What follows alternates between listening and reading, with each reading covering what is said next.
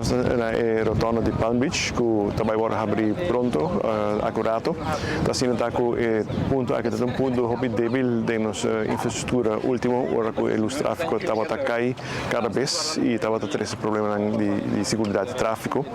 e nós põe platô stand em gelo para fase temporária, temos como se que trabalho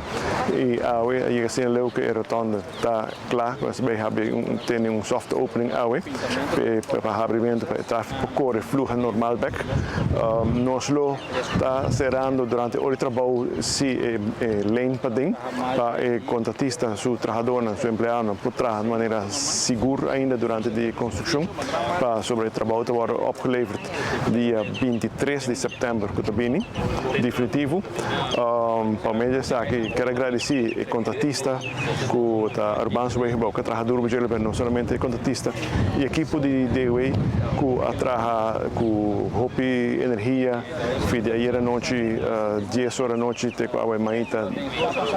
até o dia 2 horas para não por acaba que eu acho que nos por ajuda a Urban Wegbouw no processo agradecer imensamente pelo trabalho na grande que nós fazemos e para nós vai seguir o projeto.